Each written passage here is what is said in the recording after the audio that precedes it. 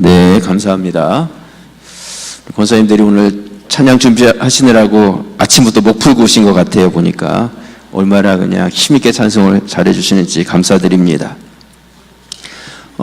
오늘 우리 강사를 보신 우리 이태희 목사님, 한국교회 동성애 문제대책위원회 전문위원으로 활동하고 계시고요. 미국 플러신학교에서 학위를 받으셨고요. 또 한동대학교에서 국제법률대학원 졸업을 하셨습니다. 온누리교회에서 또 우리 부목사로 섬기시다가 미국으로 건너가셔서 로스쿨 졸업하시고 또 미국 변호사 자격증까지 뉴욕주에서 합격을 하신 참 대단하신 분이세요. 오늘 모신 것에 대해서 참 감사하고요. 현재는 성경적 세계관, 세상을 바꾸자라는 표어로 우리 앞에서 제가 윌리엄 윌버포스 영상을 잠깐 보여드렸는데 뜬금없이 저 영상이 뭔가 아마 그런 분들이 계실 텐데 이 시대 가운데 이 시대의 윌버포스를 우리가 세워보자 이런 비전을 가지시고 윌버포스 아카데미를 세우셔서 지금 대표로 사역을 하고 계시고요. 또 그 안에 진리교회 개척하셔서 건강한 교회를 세워가고 계신 목사님이십니다. 오늘과 다음 달에 이렇게 2달에 거쳐서 오셔서 말씀을 전해주시고요. 여러분들이 열린 마음과 사모하는 마음으로 말씀을 받아서 오늘 이 시간이 말씀이 지식이 되는 시간이 아니라 말씀이 여러분의 삶이 되고 또 여러분들의 기도 제목이 되는 시간이 될 수 있기를 바랍니다. 오늘 목사님 나오실 때요, 목사님 기다렸습니다 하는 마음으로 우리 큰 박수로 우리 목사님을 모시도록 하겠습니다. 네.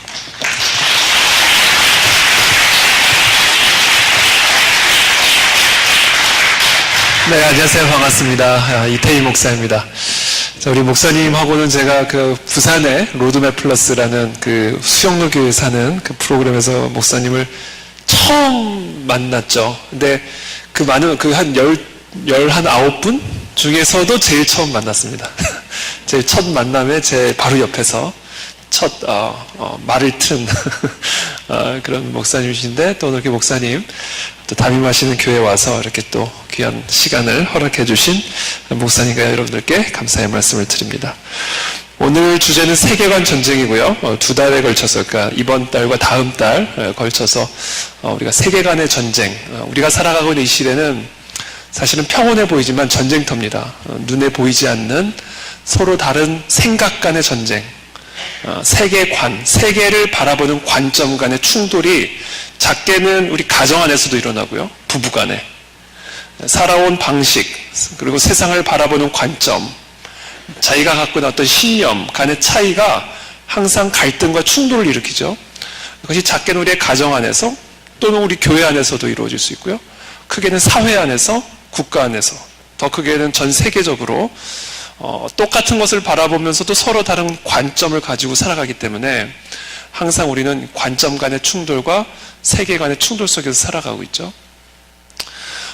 그래서 우리가 사실은 이 세상 속에서 우리가 그리스도의 몸으로서 그리스도의 사명을 감당하는 정말 세상의 소금이 되고 빛이 되는 그러한 교회가 되려고 한다면 지금 우리가 살아가는 이 세상 속에서 어떤 전쟁이 펼쳐지고 있고 우리는 그리스도인으로서 특별히 이 성경적 진리를 유일한 절대적 진리로 알고 있고 믿고 있는 우리들은 그 성경적 진리를 거부하고 대적하는 이 세상 속에서 우리가 어떻게 세상을 분별하며 세상의 빛을 발할 수 있을까? 어떻게 이 절대적인 진리를 교회적인 진리로 국한시키지 않고 우리의 시장 한복판에서, 우리의 삶 현장 한복판에서 이 절대적인 진리를 수호할 뿐 아니라 가르쳐 지켜 행하게 하는, 어떻게 하면 그 사명을 감당하는 교회가 되고 성도가 될 수 있을까?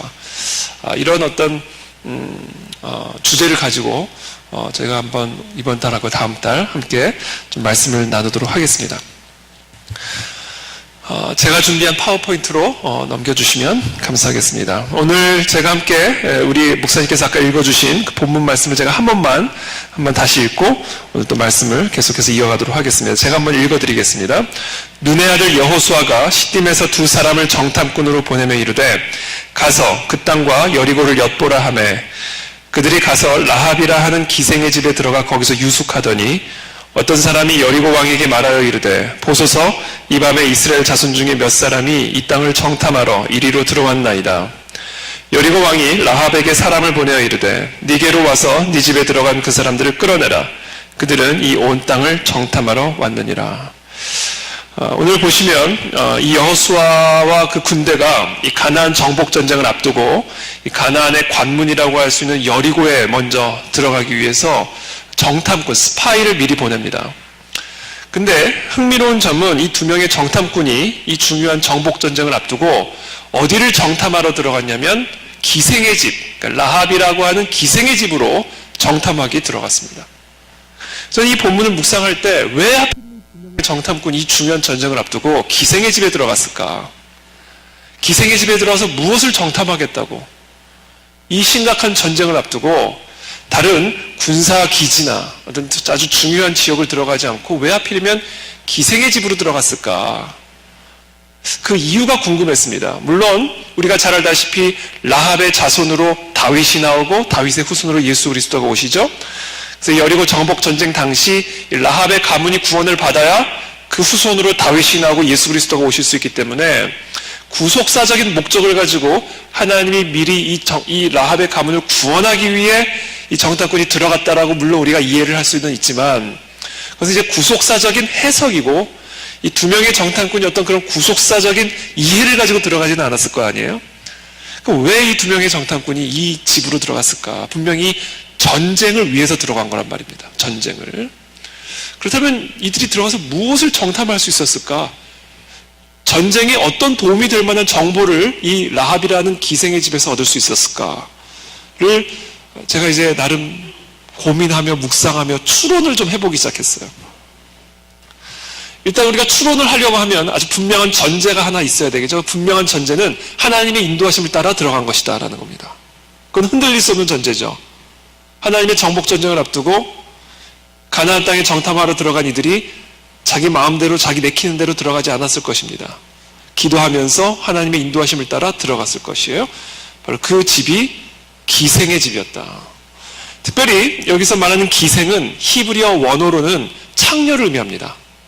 그러니까 라합의 직업은 창녀였습니다. 그렇다면 왜 이 창녀의 집에서 무엇을 발견할 수 있었을까를 우리들이 이해를 하려면 당시 이 가나안이라는 땅이 어떤 땅이었는지를 좀 먼저 이해하실 필요가 있습니다. 이 가나안 땅을 다스리고 있던 사람들의 믿음, 신앙이 무엇이었는지를 좀 먼저 이해하실 필요가 있어요. 참고로 종교는 그 종교를 믿는 사람의 세계관을 만들어줍니다. 종교는 믿음이죠. 이 믿음은 무엇이 선하고 악한지를 분별할 수 있는 기준을 부여하죠. 예를 들면 우리는 물질이다. 하나님의 형상대로 지음받은 존귀한 하나님의 피조물이 아니라 그냥 물질로 진화된 물질에 불과하다. 그래서 죽으면 끝이다. 라는 믿음을 가지고 있으면 어떠한 세계관을 갖게 되냐면 죽으면 끝이다라는 세계관을 갖게 됩니다. 이 땅에서 어떻게 살아도 그것은 이 땅에서 끝이 나지 영원한 어떤 결과를 내게 가져다 주지 않는 거죠. 그러니까 영원한 삶을 걱정할 필요가 없는 거예요. 영원한 삶, 죽은 이후의 삶에 대한 아무런 염려나 걱정 없이 살아서 누리고 즐기는 게 땡인 겁니다. 그러한 삶은 사후 세계에 대한 책임감이 없이 살아가게 되죠. 그냥 막 살게 되는 거죠. 막 살게 되는 거예요. 또는 전 불교를 잘 알지는 못합니다만 불교적인 믿음은 윤회사상이라고 그러잖아요. 돌고 돈다. 그래서 이 땅에서 착한 일을 하면 좋은 귀족으로 태어나고 이 땅에서 나쁜 짓을 하면 돼지로 태어나고 만약에 그런 윤회사상을 가지고 있다면 세계를 어떻게 바라보겠어요? 돼지를 볼 때마다 아유 전생에 난 나쁜 짓 했구나. 이 땅에서 만나는 마음에 안 드는 사람은 저 돼지로 태어날 놈이네 이렇게 생각하는 거예요. 개로 태어나지 않기 위해서 열심히 살아가겠죠. 그러니까 종교는 세계를 바라보는 관점을 가져다 준다는 거예요. 세계를 바라보는 관점.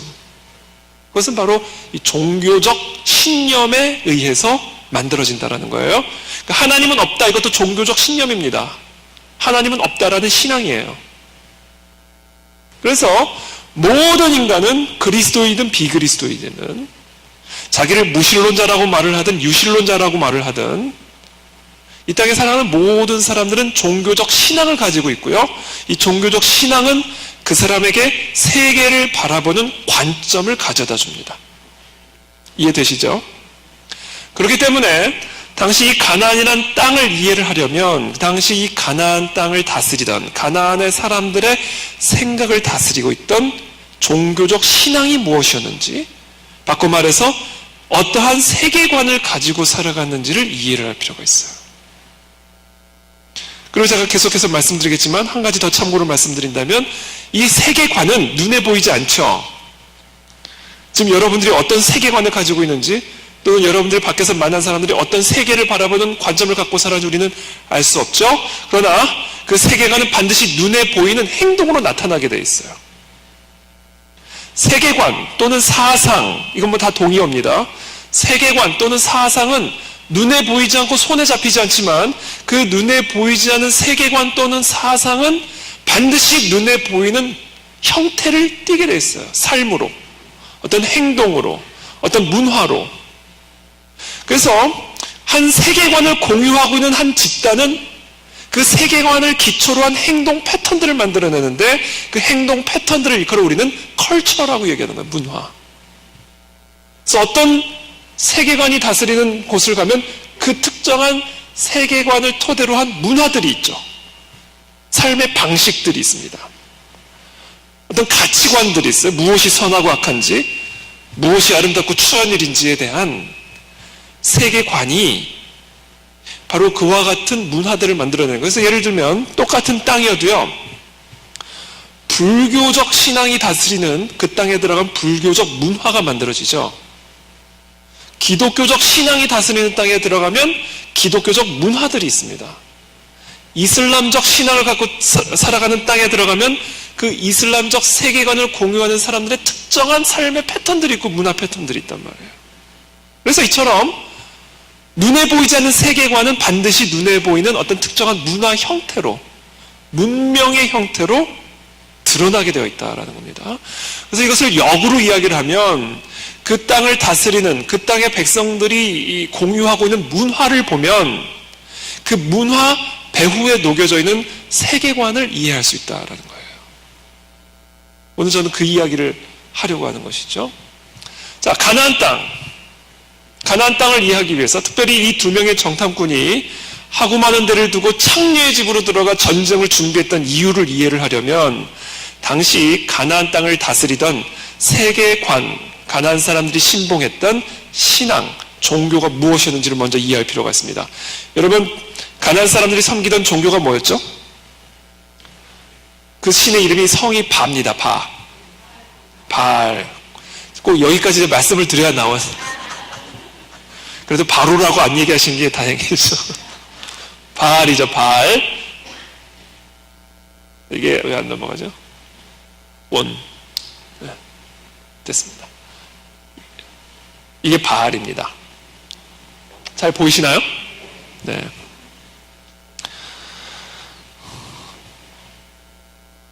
이게 바알이죠, 바알. 이 바알은 풍요의 신입니다. 풍년의 신. 우리가 잘 아시다시피 가나안 지역은 농업지역이죠. 그렇기 때문에 이 사람들은 이 풍요와 풍년을 만들어줄 수 있는 신을 만들었어요. 그래서 이들이 섬기던 바알은 풍요의 신, 풍년의 신입니다. 그래서 이 바알을 상징하는 동물은 황소였어요. 황소. 풍요의 신, 풍년의 신. 그리고 이 신을 상징하는 동물은 황소였다. 오늘날에도 이 맨하탄, 월스트리트나 우리나라 여의도 금융가에 가면 그 금융가에 공통적으로, 세계 금융가에 공통적으로 있는 상이 하나 있는데 그 상이 어떤 상이냐면 황소상입니다. 황소를 영어로 뭐라고 그러죠? 불이라고 그러죠. 불이라고 그러죠. 그 불과 바알은 사실상 같은 어원을 가지고 있습니다. 제가 오늘 왜 오늘날 이 세상을 이해하기 위해서 수천 년 전에 여호수아 시대 이야기를 시작하냐면 해 아래는 새 것이 없기 때문에 그래요. 예나 지금이나 이 바알을 섬기는 건 동일합니다. 풍요의 신, 풍년의 신. 바알이죠. 그것이 또 오늘날 현대인들이 섬기는 부울입니다. 이 바알에게는 여신이 있었어요. 와이프는 아니지만 여신이 있었는데 그 여신의 이름이 뭐냐면 아스다롯이라고 하는 여신이었습니다. 당시 이 바알을 숭배하던 가나안 사람들은 어떠한 믿음, 어떠한 신앙, 어떠한 세계관을 가지고 있었냐면, 여러분, 풍년을 많이 맺으려면 하늘에서 뭐가 많이 와야 되죠? 비가 많이 와야 되죠? 이 바알 숭배에 따르면, 이 바알적 신앙에 따르면, 또는 이 바알적 세계관에 따르면 저 바알과 아스다롯이 하늘에서 성관계를 가질 때 떨어지는 바알의 정액을 비라고 믿었습니다. 이게 당시 이 가나안 사람들의 세계관이었어요. 여러분, 이게 우리가 좀 어처구니 없게 느껴질지 모르지만 이거 사실 어처구니 없는 일이 아닙니다. 오늘날도 마찬가지예요. 우리 지금도 어촌 지역에 가면 제사 드리잖아요. 어부들이 물고기 잡으러 가기 전에 제사를 드린단 말이에요. 바다가 화내지 않게 바다를 달래며 또 많은 물고기를 잡아올 수 있도록 바다 신에게 또는 그 지역 신에게 제사를 드리죠. 이게 다 세계관이에요. 세계관. 어떤 특정한 제사를 드림으로 바다를 달래고 또 바다를 다스리는 신으로 하여금 물고기를 많이 허락해달라는 일종의 그런 제사들을 드리죠. 이것은 절대로 우리와 생소한 일들이 아니라 오늘날에도 심지어 오늘날에도 여전히 있는 일들이죠. 자, 이 사람들의 세계관에 따르면, 이 바알적 신앙에 따르면 풍년을 많이 맺으려면 비가 와야 되고, 비가 많이 오려면 이 사람들의 신앙과 세계관에 따르면 저 바알과 아스다롯이라는 이 두 신이 하늘에서 지속적인 성관계를 가져야 되는 겁니다. 그래서 당시 이 바알 신전에 바알을 숭배하는 이 가나안 사람들은 이 바알 신전에 정기적으로 모여서 집단적인 성행위를 가졌습니다. 그렇게 함으로 하늘에 있는 저 바알과 아스다롯을 성적으로 지속적으로 흥분을 시키는 겁니다. 이게 제사예요. 이게 예배가 되는 거죠. 신을 기쁘게 해드리고 그 신을 계속해서 성적으로 흥분시켜서 계속해서 비를 내리게 함으로 그 비가 땅에 떨어져 생명을 만들어낸다라는 개념입니다. 이게 바알 숭배였고 이 바알 종교가 이들에게 가져다 주었던 세계관이었다라는 거예요. 바알적 세계관. 그러니 여러분 한번 상상해 보세요. 그 땅이 얼마나 음란했겠습니까? 말도 못한 거죠. 말도 못하게 음란했겠죠. 저게 제사고 저게 종교고 저게 신이니까. 더 심각한 것은 먹고 사는 일과 저와 같은 음란함이 하나였다라는 거예요. 먹고 살려면 음란해야 되고요. 음란해야만 먹고 살 수 있는 땅이에요. 왜? 음란과 풍요가 하나가 되어 있는 거예요.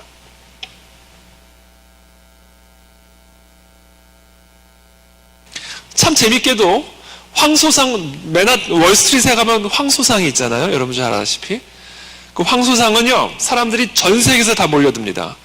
근데 그 황소상 앞에서 사람들이 어떤 제사를 드리냐면, 소위 쉽게 말하면 제사를 드리냐면, 그 황소의 머리를 쓰다듬으면 돈을 많이 번다. 그래서 그곳에 오는 모든 사람들이 다 한 번씩 이렇게 쓰다듬습니다. 황소 머리를 이렇게. 그리고 가는 게 아니야. 그리고는 뒤로 가서는 그 황소의 성기를 만집니다. 그러니까 앞에서는 풍요, 뒤에서는 음란. 하나로 돼 있어요. 하나로.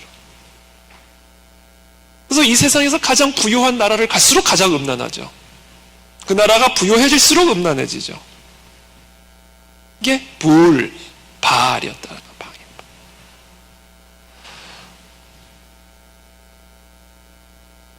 그래서 저 바알 신전에서 일을 했던 여 제사장들은 다 창녀였습니다. 그래서 창녀. 추측컨대 이 라합도 바알 신전에서 종사했던 창녀였을 가능성이 매우 높죠. 라합의 직업은 창녀였으니까.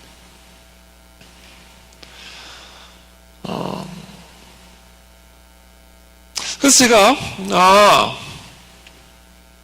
하나님이 왜 저 땅으로 두 명의 정탐꾼을 인도하셨을까에 대해서 제 나름대로의, 물론 추론이지만 나름대로의 해답을 찾은 것은, 저 땅이 얼마나 음란한 땅인지를 보여주기를 원하셨구나라는 생각이 들어요.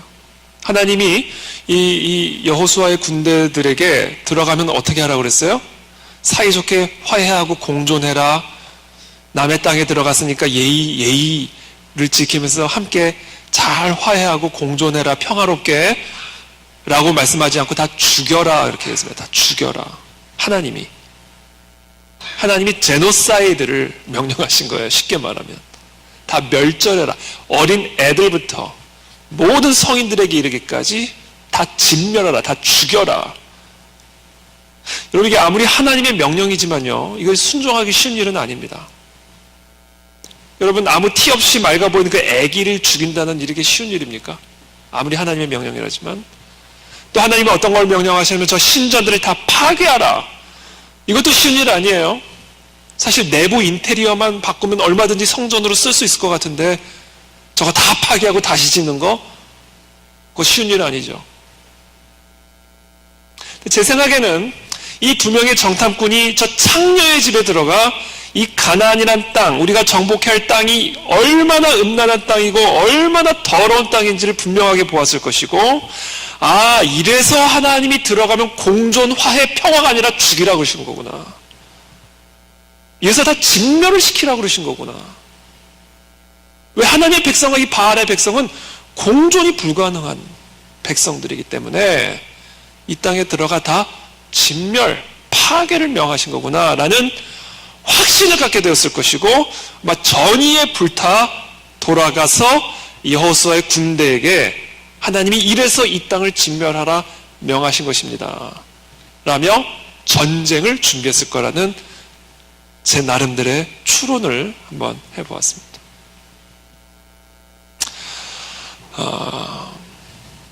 사실 목사님께서 제 소개를 해주신, 제가 변호사 소개해 주셨는데, 제가 변호사 일을 저는 온누력에서 목회를 쭉 하다가 하나님이 저에게 세상에 들어가서 세상을 봐라 라는 강력한 마음의 소망 또 도전을 주셔서 온누력에서 참 즐겁게 사역을 잘 하다가 잠깐 중단을 하고 미국에 가서 잠깐 공부를 하고 변호사 시험을 보고 돌아왔습니다.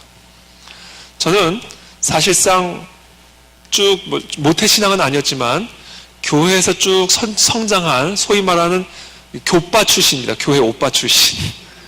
세상을 잘 몰라요. 세상을 잘 몰랐죠. 교회 안에서만 쭉 성장해 왔기 때문에, 그러고 그냥 자연스럽게 이제 신학과 공부하고 목사가 됐기 때문에 사실은 세상을 잘 몰랐죠. 근데 하나님이 어느 날 어느 순간 세상을 모르고 세상에 빛이 될 수 없구나. 세상을 모르고 어떻게 세상 속에 교회를 세우는가? 왜? 우리 성도들은 다 세상에서 살고 있는데 세상을 알아야 돼. 그리고 특별히 제가 세상에 들어가고 싶었던, 들어가야만 한다고 생각했던 이유는 우리끼리 너무 좋은 거예요. 그냥 세상은 다 지금 불타고 무너지고 있는데, 세상에서는 하나님의 이름이 망신창이가 되어져 가고 있고 하나님의 진리는 쓰레기통에 던져지고 있는데 우리끼리 그냥 교회 안에서만 너무 좋은 거예요. 이건 아니다. 세상 속에 들어가서 그리스도의 진리를 수호하고 변호하고 그리스도의 진리를 가르쳐 지켜 행하게 하는 것이 결국 우리 모든 그리스도인들의 소명이고 교회의 소명인데, 우리 교회는 지금 너무 우리 교회끼리 너무 편하고 우리끼리 너무 좋다.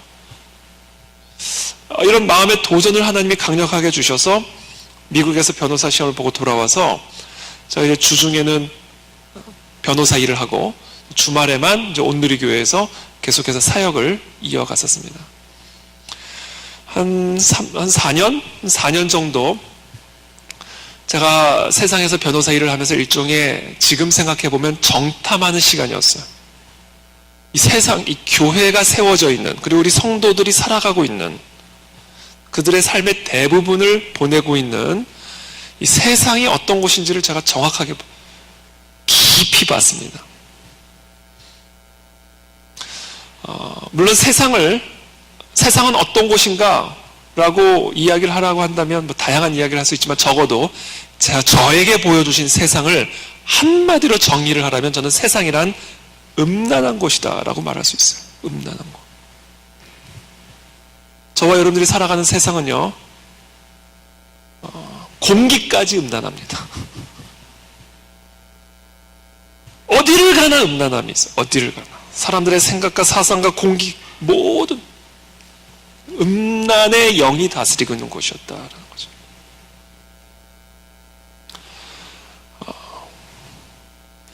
그것이 바로 가나안 땅이었어요. 가나안. 두 번째 이 바알 숭배의 또 다른 중요한 특징이 있었는데 그것은 뭐냐면 인신제사입니다. 인신제사. 그러니까 한쪽에는 음란함이 있고요. 또 다른 한쪽에는 인신제사, 그러니까 잔인함이 있었어요. 잔인함. 그 인신제사 이건데요. 그림을 보여드릴게요. 예레미야서 말씀입니다. 흰놈의 아들의 골짜기에 바알의 산당을 건축했으며 자기들의 아들들과 딸들을 몰래 앞으로 지나가게 하였느니라. 그들이 이런 가증한 일을 행하여 유다로 범죄하게 한 것은 내가 명령한 것도 아니요 내 마음에 둔 것도 아니니라. 들어가서 정복하고 진멸하라고 그랬더니 진멸하지 않고 이방 여인을 결혼해서 안방에 들어오기 시작하고 이방 여인이 유대인의 집에 들어올 때 혼자 몸만 들어온 게 아니라 자기들이 섬겼던 바알 신도 같이 가지고 안방에 들어오기 시작하고 그래서 가정 교육이 흐트러지기 시작하고 그러면서 결국은 바알의 산당을 자기들의 손으로 짓는 지경에까지 이르게 된 거예요. 하나님의 백성이 자기들의 손으로 바알의 산당을 지었다 이렇게 돼 있어요. 그러면서 어떻게 뭐라고 얘기를 하냐면 자기들의 아들들과 딸들을 몰래 앞으로 지나가게 했다. 이게 몰렉상입니다. 이게 몰렉상인데 보시다시피 황소의 얼굴을 갖고 있죠. 이게 바알의 산당에 세워졌던 바알 숭배와 연관되어 있는 상입니다. 자, 이 몰렉 앞으로 자기의 아들들과 딸들을 지나가게 했다라는 이야기는 지금 이것은 무엇을 표현하고 있냐면 자기의 아들들과 딸들을 이 제물로 바치는 것을 지금 그림으로 표현하고 있는 거예요. 자기 아들들과 딸들을 지나가겠다는 이야기는 인신 제물로 자기 자식을 바쳤다라는 이야기예요. 불에 태우든지 아니면 칼로 목을 따서 피를 붓든지 자기의 아들들과 딸들의 생명을 바쳤다라는 겁니다.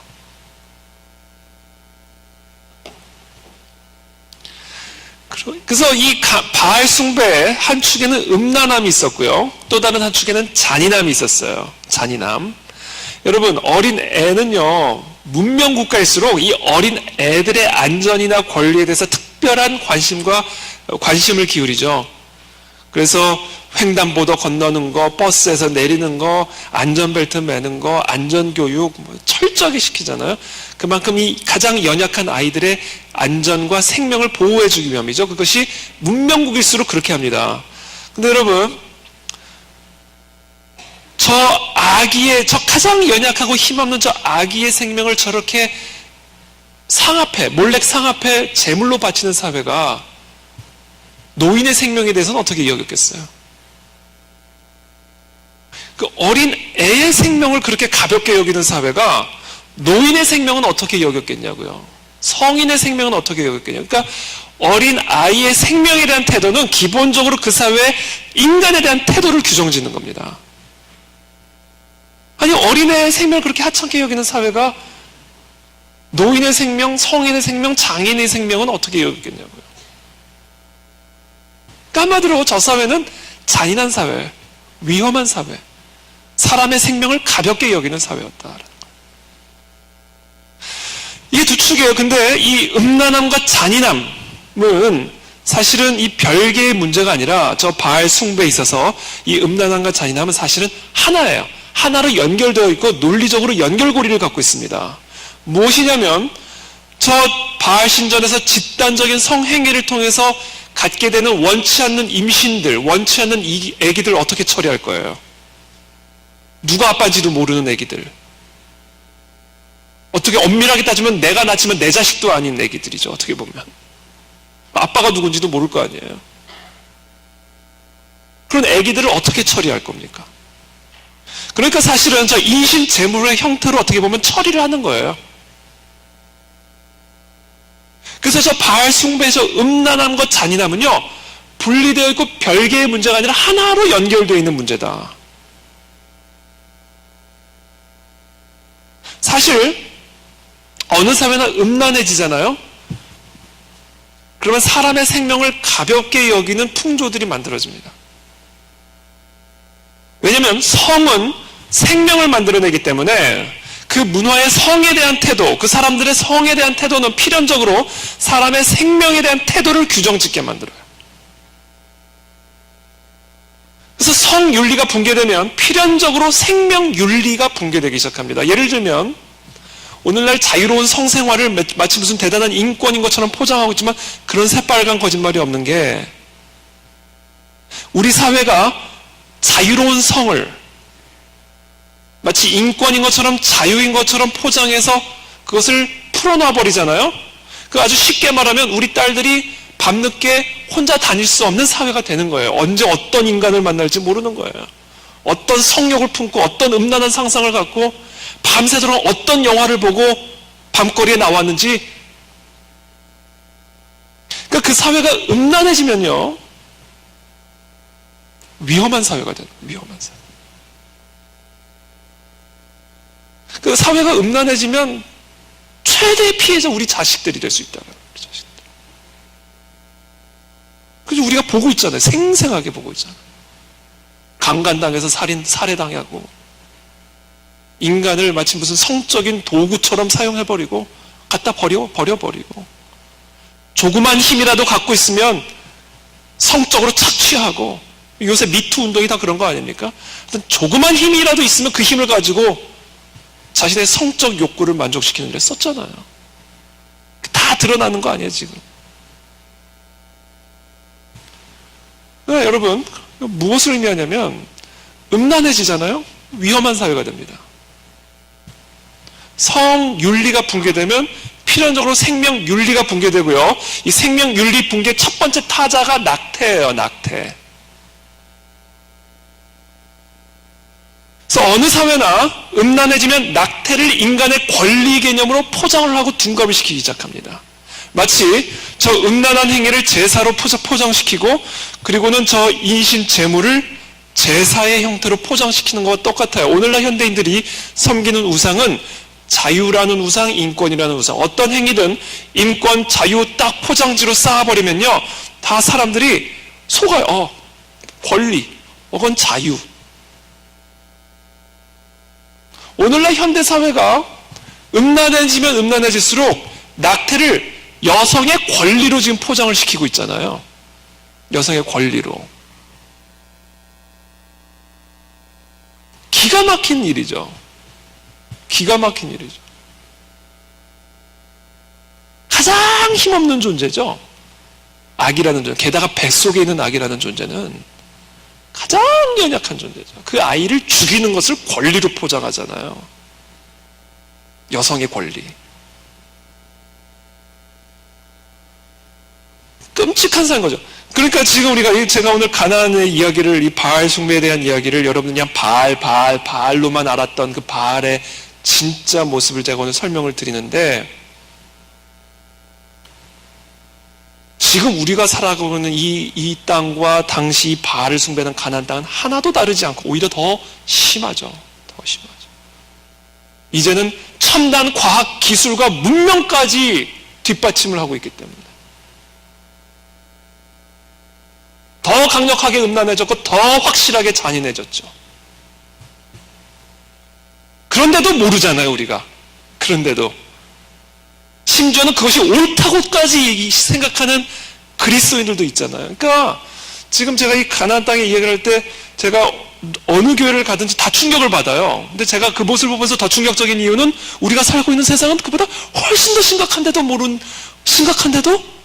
몰라요. 그거를. 저는 그게 더 충격적이에요.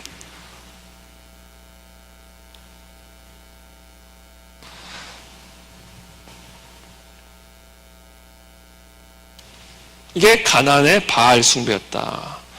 바로 이것이 가나안의 문화였어요. 그래서 가나안의 문화와 문명은 음란한 문명, 잔인한 문명, 하나님의 백성과 그래서 공존할 수 없었던 문명, 그리고 바로 그와 같은 문명의 뿌리에는, 그와 같은 문명의 배후에는 눈에 보이지 않는 종교, 신앙, 세계관과 사상이 있었다는 거예요. 그것이 바로 바알적 세계관이었다라는 겁니다. 그러므로 지금 저와 여러분들이 살아가고 있는 이와 같은 이 문화와 문명에도 이런 문화와 문명을 만들어내는 세계관이 있고 사상이 있다는 것을 여러분들이 이해를 하셔야 돼요. 그리고 그 사상과 세계관은 우리가 믿고 따르는 이 하나님의 진리하고는 절대로 공존할 수 없고 절대로 화해할 수 없는 세계관인 걸 여러분들이 이해를 하셔야 됩니다.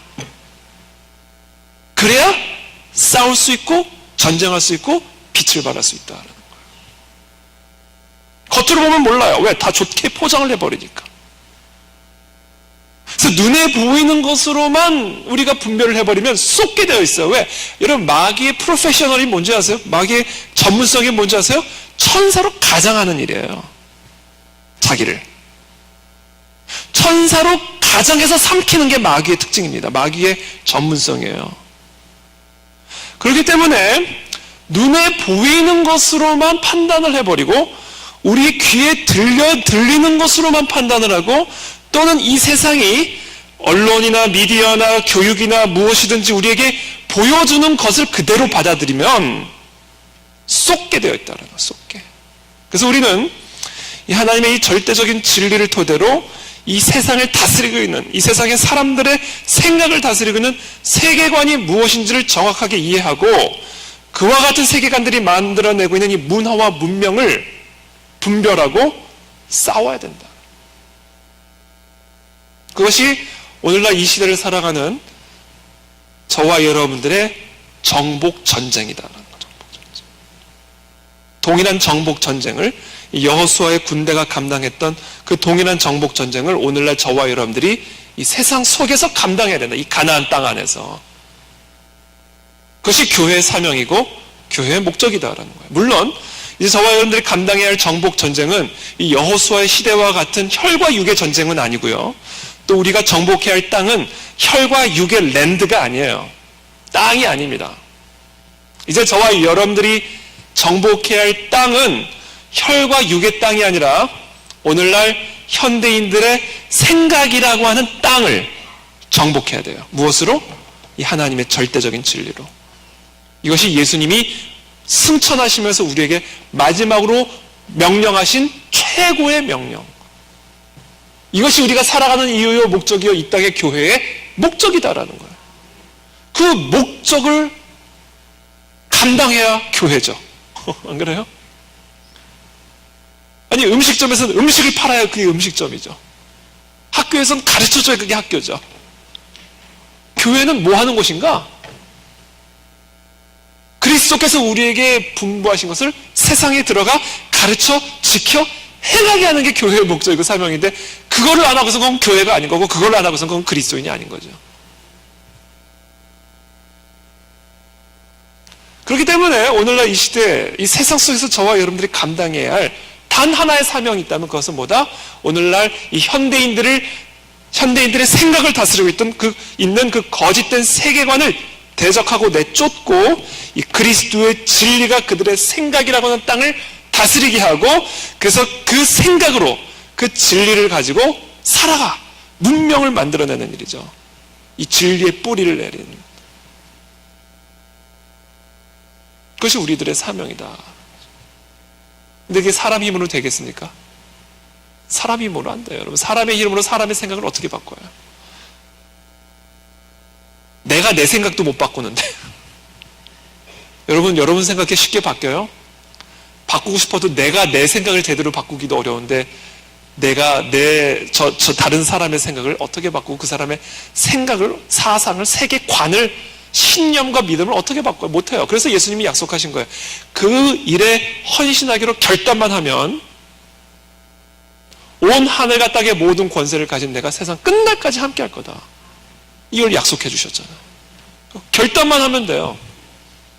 그 사명에 헌신만 하면 됩니다. 내 자녀를 그리스도의 진리로 가르쳐 지켜 행하게 하겠다.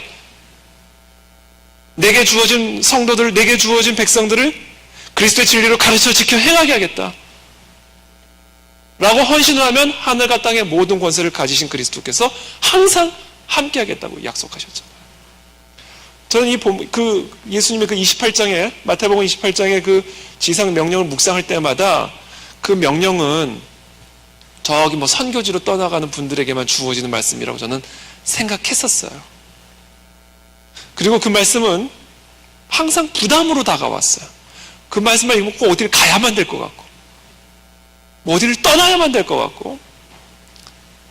근데 제가 그것을 최근에 이렇게 묵상하는 가운데 이 말씀은 부담의 말씀이 아니라 어마어마한 위로의 말씀이요, 격려의 말씀이요, 확신의 말씀이다라는 것을 제가 깨달았어요.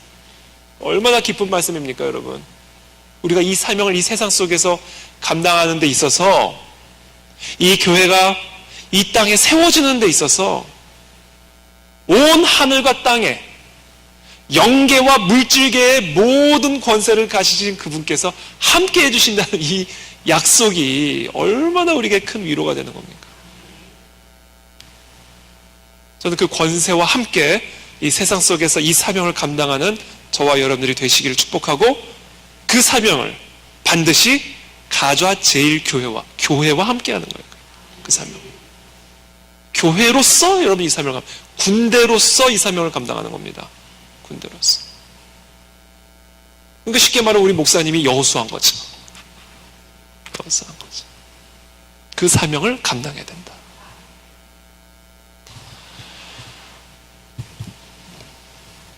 자꾸 저의 잘생긴 얼굴 자꾸 보여주시네.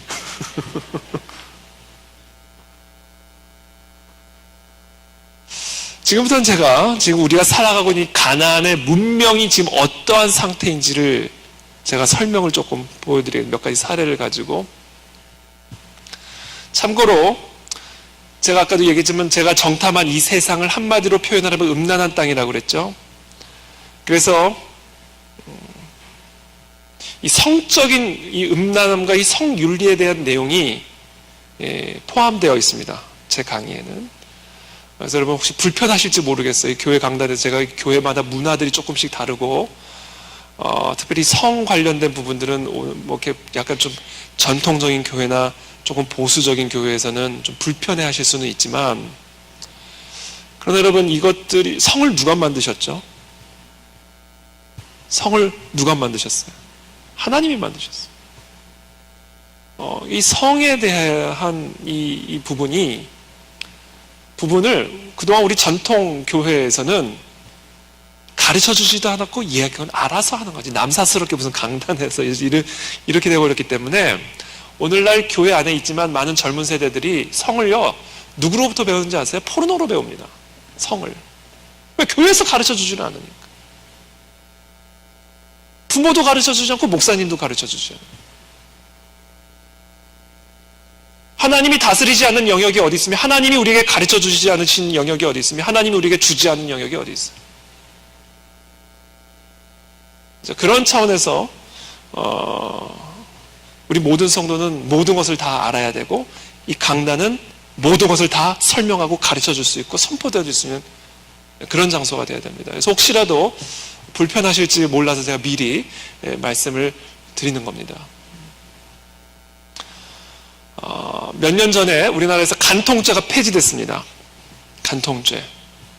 여러분, 간통이 뭐죠? 간을 담는 통인가요? 너무 모르는 척하고 계셔서 제가. 간통이 뭡니까? 간통은요, 바람난 거죠. 일반적으로 우리가 바람난 걸 간통이라고 이야기를 하죠. 그러나 모든 간통은 바람이 난 거지만 바람이 났다고 그게 다 간통이 되는 건 아니에요. 예를 들면 배우자가 아닌 이성과 손을 잡고 다니거나 허그를 하거나 사랑을 고백하면 그건 바람난 거죠. 그래서 그것이 꼭 반드시 간통은 아니에요. 간통은 정확한 정의는 이거예요. 남편이 아내가 아닌 다른 여성과 성관계를 가지면, 또는 아내가 남편이 아닌 다른 남성과 성적인 관계를 가져야 간통이 됩니다. 그래서 과거에 간통죄였을 때는 막 경찰이 막 방문 부수고 들어가 버리잖아요. 급습을 해서 그 현장을 잡아야 돼. 그래 간통으로 처벌할 수가 있어요. 이게 간통죄의 요건입니다. 성적 관계가 있어야 돼요. 배우자가 아닌 이성과 그러면 그동안 왜 간통죄를 그동안 처벌했을까요? 그 개인의 침실 안에서 무슨 일을 하든 그 국가가 무슨 관여를 한 문제입니까? 개인의 성생활과 같이 그 내밀한 생활에 대해서 왜 공권력이 들어와서 처벌 안에 만회합니까? 왜 그동안 우리나라에선 간통을 국가가 처벌했을까요?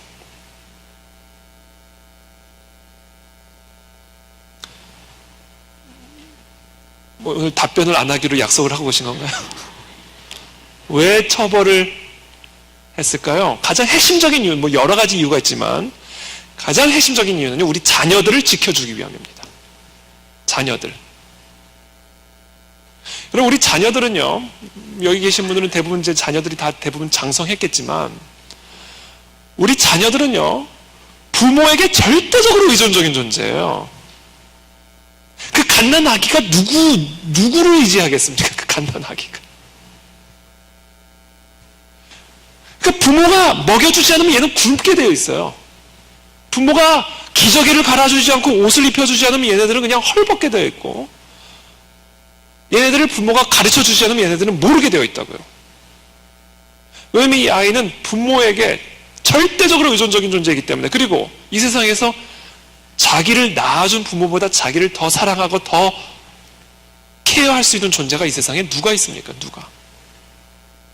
아무리 친척이라지만 부모 바운더리 밖으로 나가면 일단 멀어지는 게 그만큼, 아무리 친척이어도. 그러니까 한 남성과 한 여성이 부부로 서약하고 그 결혼이라는 테두리 안에서 자녀를 낳았으면 그 가정이라는 울타리를 생명 걸고 지키라는 거예요. 그래서 이 아이들이, 당신들을 통해서 태어난 이 아이들이 안전하고 안정적인 가정이라고 하는 울타리 속에서 부모의 사랑과 케어와 교육을 받으며 건강하게 성장할 수 있는 사회적 책임을 감당하라는 겁니다. 왜? 당신들이 아니면 당신들보다 더 잘할 수 있는 존재는 없으니까. 아무리 국가가 도와준다 해도, 아무리 옆에 사람들이 도와준다 해도 얘의 기질, 얘가 좋아하는 음식, 그것을 다 판단해서 국가가 음식을 주고 옷을 주겠습니까?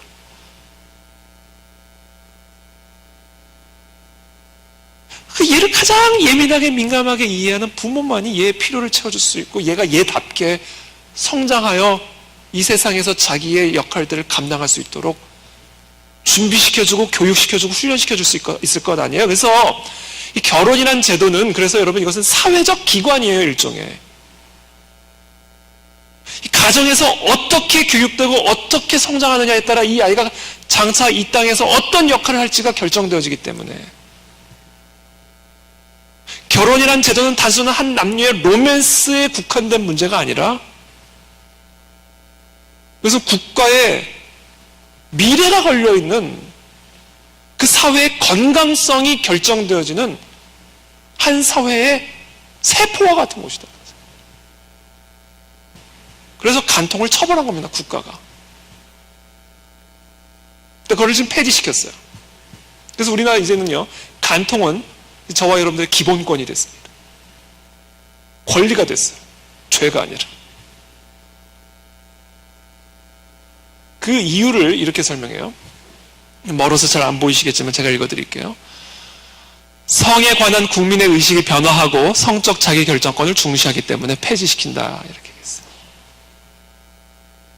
이게 한마디로 얘기하면 이거예요.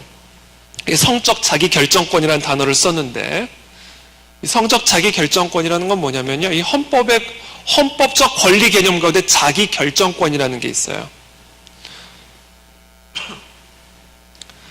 헌법에 보면 행복추구권이라는 얘기 들어보셨죠? 행복추구권.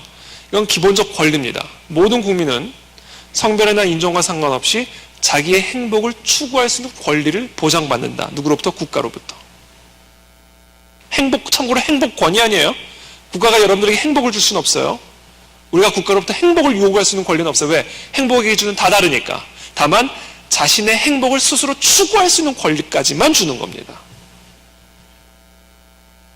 자, 이 행복 추구권에 있어서 가장 기본이 되는 전제가 되는 권리가 있는데, 그게 바로 자기결정권이라는 개념이에요. 우리가 행복을 추구를 하려면, 자기의 행복을 추구하려면 자기가 원하는 것을 자기가 결정할 수 있는 권리가 전제되어야 되죠.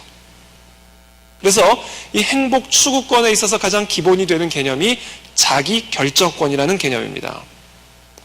근데 이 자기 결정권이라는 개념을 확대시켜서 어디로까지 확대를 시켰냐면 성적인 영역에서까지 자기 결정권이 인정이 되는 지경으로까지 넓어진 거예요. 그래서 이 성적 자기 결정권, 자기가 누구와 언제 어떤 식으로 성적 관계를 가질 것인지는 내가 결정할 수 있는 권리가 보장이 돼야 되고, 그것은 바로 헌법에 명시된 행복 추구권 가운데 하나다라는 개념이에요. 그래서 지금 오늘날 이 동성애를 정상화시키려고 하는 노력도, 또 간통이 폐지된 것도, 지금 동성결혼 합법화 이 모든 것들도 다 이 성적 자기 결정권이라는 개념을 가지고 지금 우기고 있는 겁니다. 그러면서 지금 이 헌법재판소에서 뭐라고 얘기했냐면, 성에 관한 국민의 의식이 변화돼감에 따라 간통을 과거에는 죄로 여겼다면 또는 비윤리적으로 생각했다면 오늘날에는 웬만한 사람들은 다 바람핀다는 거예요. 지금 웬만한 사람들은 지금 다 바람피고 있다는 얘기예요. 그러니까 저도 최근에 얘기 듣고 정말 깜짝 놀랐네요. 이 자세한 얘기는 생략하고요. 그러니까 과거에는 그런 간통이나 그와 같은 행위들을 처벌했지만 오늘날에는 사람들의 성에 대한 의식이 바뀌었다. 예전 같지 않다. 그리고 심지어 웬만한 사람들은 지금 바람핀다. 그러니까 이것을 과거의 의식을 가지고 처벌하지 말고, 그것은 시대착오적이니까 성에 관한 국민의 의식이 바뀌었으므로 간통을 처벌하는 것을 폐지하라. 이런 개념인 거죠. 물론 간통죄를 폐지할 때는 다른 논거들도 많이 있습니다. 뭐 실효성의 문제라든지 여러 가지로. 어쨌든 간에 지금 여기 이제 헌법재판소의 논거에서 나오는 것처럼 핵심적인 논거는 성에 대한 사람들의 윤리적 기준이 바뀌었기 때문에 폐지한다 이겁니다. 자, 지금 이 헌법재판소의 논거, 특별히 간통 또는 성윤리 영역에서 내린 지금 이와 같은 논거 안에 오늘날 이 우리가 살아가는 이 가나안 땅을 다스리고 있는 핵심적인 세계관 또는 핵심적인 사상이 고스란히 녹여져 있고요. 바로 우리의 적은 바로 그 사상이에요. 자, 지금 이 헌법재판소의 논거 안에 녹여져 있는 오늘날 이 가나안 땅을 다스리는 핵심 세계관이 무엇이냐면 이거예요. 이 세상에 우리 모두가 반드시 따라야 하는 절대적인 삶의 기준, 진리, 윤리, 도덕적 질서는 없다. 라는 세계관입니다. 그것을 지금 성윤리 영역에서 이와 같은 결론으로 도출시킨 핵심 전제예요. 이 세상에는 모든 사람들이 인종과 문화와 시대를 초월하여 국가를 초월하여 모든 인간들이 반드시 무조건적으로 따라야 하는 절대적인 진리, 절대적인 삶의 기준, 절대적인 윤리 도덕적 기준은 존재하지 않는다 라는 사상입니다. 이게 오늘날 이 가나안 땅을 다스리는 핵심적인 사상이에요. 그리고 바로 그와 같은 사상이 지금 저와 같은 문화와 문명을 만들어내고 있어요. 조금 더 보여드리게 그런 사상이 지금 어떤 문화와 문명들을 만들어내고 있는지. 참고로 그런 사상은요, 기본적으로 사회를 무조건적으로 음란하게 만드는 게 첫 타자예요. 이 세상의 절대적인 윤리도덕적 기준, 절대적으로 우리가 따라야 할 진리 따위는 존재하지 않는다라는 이 사상이 누구에게나 들어가잖아요. 가장 먼저 나타나는 현상이 음란함입니다. 왜? 사람은 성적인 존재잖아요. 남성, 여성.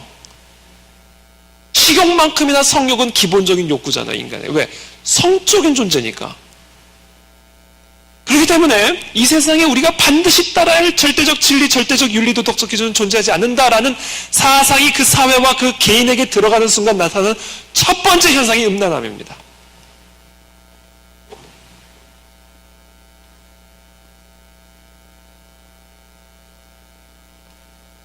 군형법 92조 6을 폐지하라. 군형법 92조 6은요, 무엇이냐면 남성 간의 성관계를 가질 경우에, 남성 간의 정확하게 하면 학문 성관계를 가질 경우에 2년 이하의 징역에 처한다는 군형법입니다. 지금 그것을 폐지시켜야 된다고 강력하게 지금 주장을 하고 있죠. 무엇을 위해? 누구를 위해? 동성애자들의 인권을 위해서. 군대 내에서 군인들 간에 동성 간의 성관계를 갖는 것을 2년 이하의 징역으로 다스리는 것은 동성애자들에 대한 차별이다라는 거예요. 그래서 지금 이걸 폐지시켜야 된다고 주장하고 있습니다. 누구를 위해? 동성애자들의 인권을 위해서. 자, 만약에 이 군형법 92조가 폐지가 되면 어떤 결과가 초래가 되냐면 이런 결과가 만들어지는 거죠. 우리 딸들을 군대에 보내서 다른 남성들과 함께 먹고 자고 씻게 하는 것과 같은 결과가 초래되는 겁니다. 왜? 동성애자들은 군대 간 우리 아들들이 옷을 벗고 샤워하는 모습을 보면서 또는 속옷만 입고 잠을 자는 모습을 보면서 그러한 여성을 볼 때 느낄 수 있는 성적 충동을 우리 아들들을 보면서 동일하게 느끼게 되는 거예요. 무슨 말씀인지 이해가 되시죠? 그러니까 저 군형법 92조 6항이 폐지가 되면 군대 간 우리 아들들에게 마치 딸들을 군대에 보내서 다른 남자들과 먹고 자고 쉽게 하는 것과 같은 결과가 초래된다는 얘기예요. 샤워 같이 할 수 있겠습니까? 샤워. 끔찍한 일이 벌어질 수 있는 거죠. 그러니까 실제로 지금 군대 내에서 이 동성 간의 성추행, 또 성폭행, 유사 성행위 강요, 다양한 지금 문제들이 지금 일어나고 있는데, 그게 다 물론 표면으로 다 이게 나오진 않죠. 그러나 지금 군대 내에서 그런 사건들은 계속해서 증가 추세에 있습니다. 그게 다 통계 자료로 나와 있어요. 드러난 것만 해도. 이런 와중에 지금 군형법 92조 6을 폐지하라. 저거 폐지되면요, 일단 우리 아들들의 안전도 물론 참 염려스러운 부분이 있지만, 일단 군 위계 질서가 허물어질 수 있는, 기강 자체가 허물어질 수 있는 상황이 되는 거죠. 예컨대 원스타랑 병장이 눈 맞으면 어떻게 할 거예요? 그 위계 질서가 이루어지겠습니까?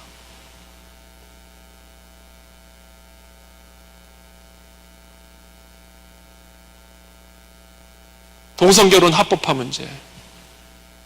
이 동성결혼 문제에 대해서도 할 말이 많지만, 하여튼 이런 문제들이 지금 우리 사회에서 자유라는 이름으로, 인권이라는 이름으로, 평등이라는 이름으로, 행복 추구권이라는 이름으로 지금 뿌리를 내리려고 어마어마한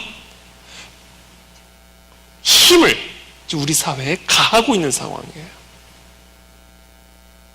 이런 상황 속에서 이와 같은 문화와 문명 속에 녹여져 있는 철저하게 적그리스도적이고 철저하게 비성경적인 그 사상을 분별할 수 있는 영적 통찰력과 영안이 없으면요, 다 쏘가버리는 거죠. 다 쏘가.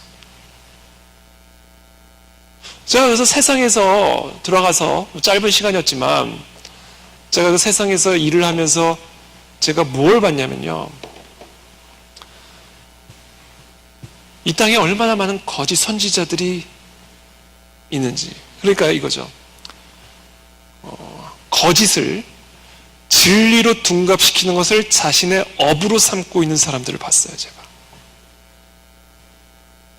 가짜를 참으로 가장하는, 둔갑시키는 일을 자기의 생업이요 미션으로 알고 헌신해서 살아가고 있는 사람들을 제가 봤어요.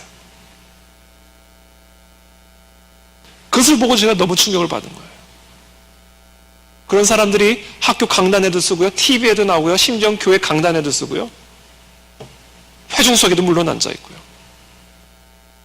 제가 그걸 보면서 깜짝 놀랐죠.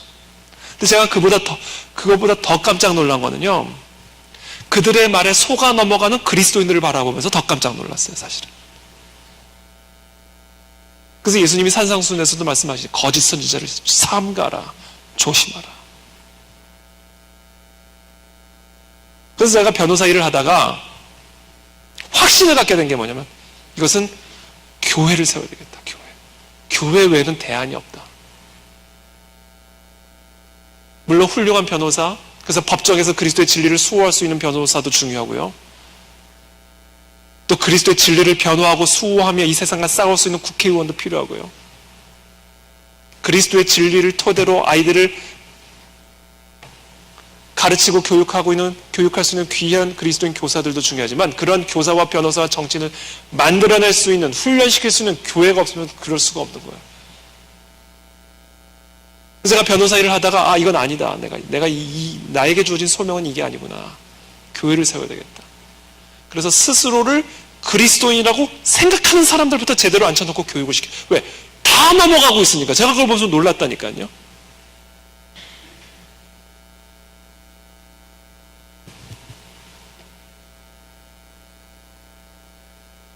자, 왜 이런 문화와 문명들이 이 땅에서 만들어지고 있을까? 자유라는 이름으로, 사랑이라는 이름으로, 인권이라는 이름으로, 평등이라는 이름으로, 결혼이라는 이름으로. 이 땅에서 이와 같은 음란한 문화와 문명이 저와 같은 이름으로 포장이 되어서 강력하게 이 사회를 흔들고 있는 그 이유가 무엇일까? 바로 그 배후에 있는 세계관 때문에 그래요. 지금 저런 일을 하고 있고 저런 운동을 하는 사람들이 꼭 나빠서 저런 일을 하는 건 아니에요. 물론 그 가운데서는 정말 나쁜 사람들도 있습니다. 근데 반드시 꼭 다 나빠서 그러는 건 아니에요. 정말 저게 옳다고 생각하기 때문에 저 일을 하는 겁니다. 정말 저게 아름다운 일이라고 믿기 때문에 저 일을 하고 있는 거예요. 그러니까 결국 제가 뭐를 받냐면 저건 세계관의 문제구나. 정말 저런 사회가 돼야 정말 사람답게 사는 세상이 이루어진다고 정말 믿고 있는 거예요. 그래서 제가 저 세상 속에 들어가서 뭐를 봐냐면 이건 충돌이다. 이거는 무엇이 선하고 악한지에 대한 서로 다른 기준을 가지고 충돌하고 있는 거다. 그래서 기본적으로 사랑이 뭐냐, 인권이 뭐냐, 평등이 뭐냐, 결혼이 뭐냐에 대한 서로 다른 또 신념, 서로 다른 또 세계관이 지금 이 세상 속에서 아주 첨예하게 충돌을 하고 있는 것이고 바로 그 세계관의 충돌이 이 땅에서 펼쳐지고 있는 영적 전쟁의 본질이라는 걸 우리가 이해를 해야 됩니다. 결국 우리가 이 땅에서 감당할 영적 전쟁의 핵심은 저 서로 다른 두 세계관의 전쟁이에요. 하나는 하나님의 이 절대적인 진리로 세상을 이해하고 분별하고 해석하고 바라보는 이 하나님의 이 절대적인 진리를 토대로 무엇이 선하고 악한지를 판단하는 바로 성경적 세계관과 하나님의 진리를 인정하지 않고 하나님의 존재를 인정하지 않고 인간이 하나님처럼 돼서 인간이 하나님처럼 무엇이 선하고 악한지를 인간이 스스로 결정하는 바로 그 세계관, 그 바로 가나안적 세계관, 바로 그 바알적 세계관, 그것을 철학적 용어로 자연주의 세계관. 이 두 세계관 간의 전쟁이 지금 이 가나안 땅에서 펼쳐지고 있는 가장 핵심적인 전쟁이고 바로 우리가 내쫓고 대적하고 정복해야 할 이 땅의 핵심 사상과 세계관이 저 바로 자연주의라고 하는 세계관입니다. 이 땅에서 펼쳐지고 있는 영적 전쟁의 본질이 바로 저 두 세계관 간의 전쟁이라는 사실을 여러분들이 이해하셔야 됩니다. 그래서 제가 오늘은 아마 시간이 벌써 이렇게 됐는데 제가 오늘은 저 세계관의 차이 정도 설명하는 것으로 오늘은 아마 마쳐야 될 것 같아요. 그리고 이 서로 다른 두 세계관이 어떤 문화와 문명을 만들어내고 있는지, 특별히 저 자연주의 세계관이라고 하는 이 세상을 다스리는 저 사상이 이 땅에서 구체적으로 어떻게 우리 아이들을 교육시키고 있고 구체적으로 어떤 문화를 만들어내고 있고 그리고 구체적으로 어떤 법들을 만들어내고 있는지, 왜 우리가 이와 같은 교육을 반대해야 되고 왜 우리가 이와 같은 문화를 반대해야 되고 왜 우리가 이와 같은 법을 반대해야 되는지에 대한 구체적인 설명은 제가 다음 달에 마치 드라마 연속극처럼 다음 달에 특별히 다음 달에는 우리 청년들, 특별히 청년들 좀 많이 좀 데리고 와주세요. 여기 계신 여러분들도 반드시 들어야 되지만 또한 우리 청년들, 우리 청소년들이 들어야 됩니다.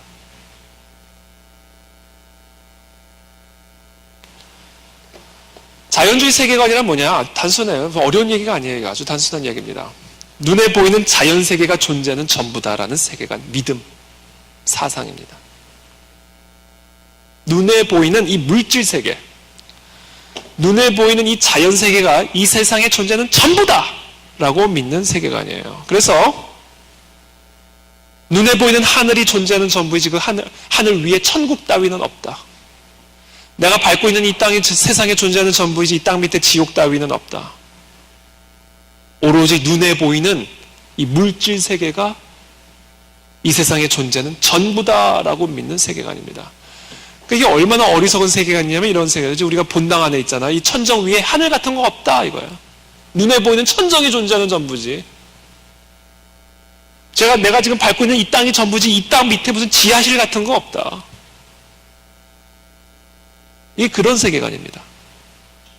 눈에 보이는 하늘, 눈에 보이는 동물, 물질 세계, 이것이 이 세상에 존재하는 전부다. 그래서 자연주의예요. 자연주의.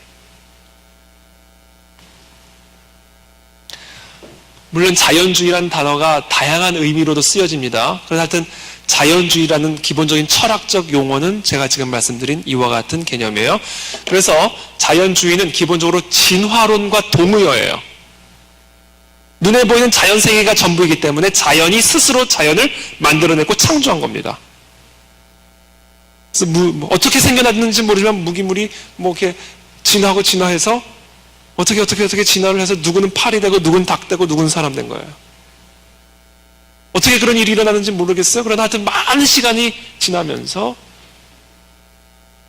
환경에 스스로를 맞춰가다 보니까 누구는 팔이 되고 누구는 닭 되고 누구는 사람 됐다.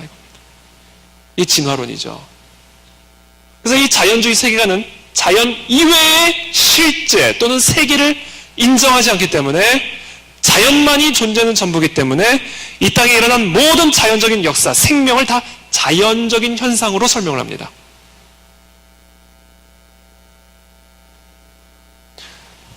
이게 자연주의예요. 이게 얼마나 황당한 세계관이냐면요. 우리 아버지가 있죠. 그리고 우리 아버지의 아버지가 있죠. 아버지의 아버지의 아버지가 있죠. 아버지의 아버지의 아버지가 있고 계속 올라갑니다. 아버지. 여러분 가시면서 계속 한번 해보세요. 아버지. 끊어질 수 없어요. 한순간도 끊어질 수 없습니다. 계속 이어갑니다. 그렇게 아버지의 아버지의 아버지의 아버지로 올라가면 결국 누가 나온다? 원숭이가 나온다는 믿음이 저 진화론적 믿음입니다. 이게 얼마나 황당무계한 믿음인지 여러분 이해하시겠죠? 그런 세계관이 이 세상을 다스리기 때문에 이런 황당무계한 세상이 만들어지는 거예요. 자, 또한 저 자연주의 세계관은 진화론적 세계관인 동시에 그래서 동시에 무신론적 세계관입니다. 영적 세계, 영적 실제를 인정하지 않아요. 철저하게 물질적인 유물론적 세계관이고요. 철저하게 그래서 무신론적 세계관입니다. 인간은 물질이에요. 물질입니다.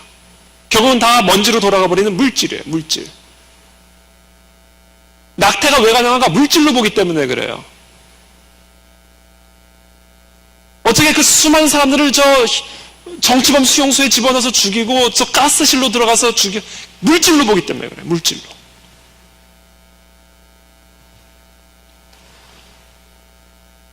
자연주의 세계관입니다. 이게 자연주의 세계관. 반면에 성경적 세계관은 눈에 보이는 자연세계는 눈에 보이지 않는 초자연적인 절대자, 즉 하나님에 의해 태초에 창조된 피조세계라고 봅니다. 눈에 보이는 자연세계는 눈에 보이지 않는 영적인 절대자에 의해서 창조된, 디자인된, 설계된 피조세계라고 믿어요.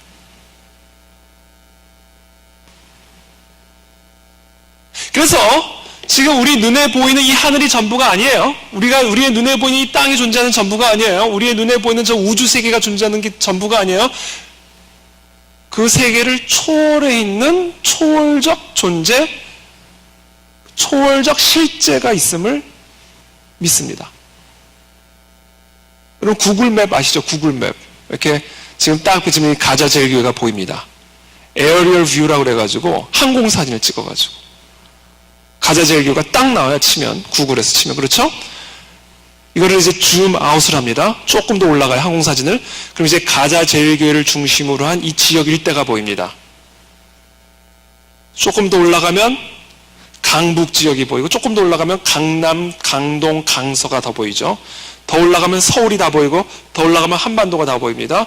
그리고 더 올라가면 아시아가 보이고, 더 올라가면 유럽이 보이고, 미국이 보이고, 지구가 보이죠. 그리고 더 올라가면, 물론 구글 맵에는 나오지 않지만 더 올라가면 태양계가 나올 것이고, 더 올라가면 갤럭시가 나올 것이고, 그렇게 올라가고 올라가고 올라가면 누가 나온다? 예수 그리스도의 손이 나온다는 거죠. 그리스도로 말미암지 않고는 지어진 것이 하나도 없다. 이게 요한복음 1장에 나오는 거 아니에요. 모든 만물이 그로 말미암지 않고는 지어진 것이 없다. 올라가고 올라가고 올라가면 그리스도의 손이 나와요. 이게 성경적 세계관입니다. 그런데 하나님이 태초에 저 자연세계와 천지를 창조하실 때 저 자연세계만 달랑 창조하신 것이 아니라 저 자연세계를 다스리는 절대적인 질서와 법칙을 함께 창조하셨어요. 그것을 우리는 일컬어 창조 질서라고 말을 합니다. 그냥 자연세계를 그냥 창조하고 그냥 내버려둔 게 아니라 저 자연세계를 다스리는 절대적인 질서도 함께 창조하셨다는 거예요. 예를 들면 지금 지구가 자전하며 공전하고 있죠. 어마어마한 속도로 자전하면서 공존합니다. 근데 이 속도가 조금만 변동이 일어나면요, 예를 들면 자전을 하는데 속도가 조금 빨라졌다면 다 날아가죠. 조금 늦어졌다 또 다 날아갑니다. 이 속도가 불규칙하면요, 이 지구라는 곳에는 생명이 존재할 수 없어요. 바다가 막 해일이 일고 막 쓰나미가 불고 문화와 문명이 절대로 세워질 수 없습니다. 자전 속도가 자기 마음대로 왔다 갔다 하면. 뿐만이 아니죠. 태양을 중심으로 공전을 하잖아요. 태양과 지구의 거리가 막 왔다 갔다, 막 가까워졌다 멀어졌다 그러면 어떻게 되겠어요? 다 타버렸다, 다 얼어붙었다, 막. 탔다 얼었다, 탔다 얼었다. 생명이 존재할 수 없어요. 근데 어찌된 일인지 이 지구라는 이 세계가, 저 자연 세계가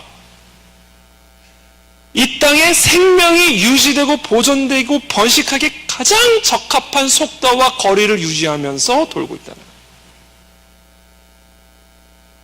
이게 왜 이럴까요? 하나님이 태초에 천지를 창조하실 때 세팅을 해놓으신 거예요. 절대적인 질서에 의해 다스림을 받도록.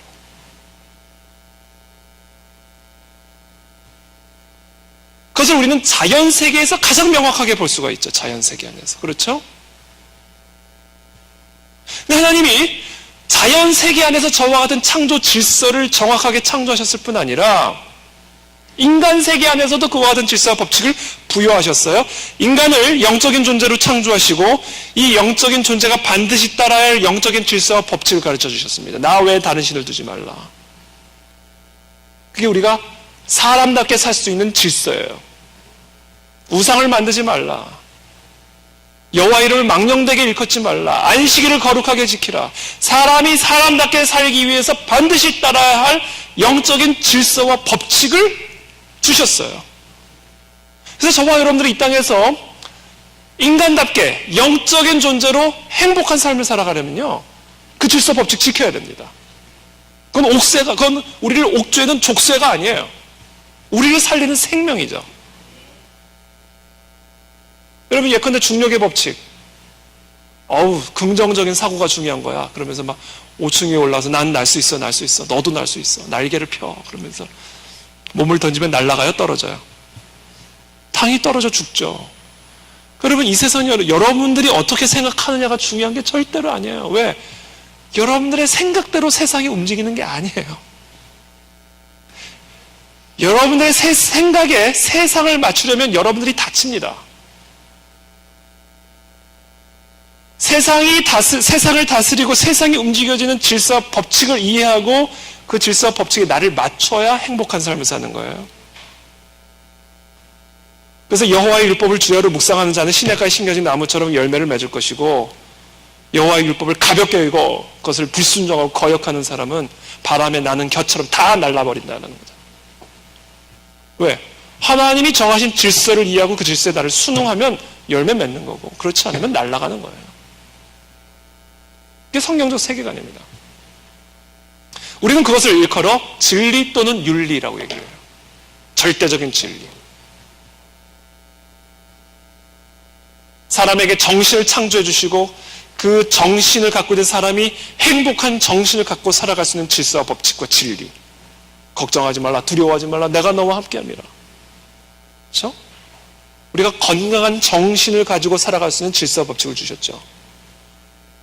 인간을 또한 사회적인 공동체 속에서 살아가도록 창조하시고는 이 공동체라는 사회 속에서 인간이 마땅히 따라야 할 질서와 법칙을 함께 창조하셨어요. 부모를 공경하라, 살인하지 말라, 간음하지 말라, 거짓 증거하지 말라, 도둑질하지 말라, 남의 것을 탐내지 말라. 그러니까 인간을 사회적인 존재로 창조하시고 이 사회적인 존재 속에서 마땅히 인간이 따라야 할 사회적인 질서와 법칙도 함께 주셨어요. 우리는 그것을 총칭하여 윤리라고 얘기할 수 있죠. 윤리. 사회윤리, 가정윤리, 성윤리, 기업윤리. 그렇죠? 그 모든 것들을 성경을 통해 우리 가운데 계시해 주신 거죠. 그래서 우리는 그것을 성경적 세계관이라고 얘기를 하는 겁니다. 이게 성경적 세계관이에요. 그러나 자연주의 세계관에서는 이 세상을 다스리고 오늘날 이 세상의 문명을 만들어내고 있는 저 가나안적 세계관에서는 무슨 소리야? 이 세상에 초자연적인 세계 따위가 어딨어? 무슨 소리야? 이 세상에 절대자 따위가 어딨어? 이걸 막 거부하네요. 막.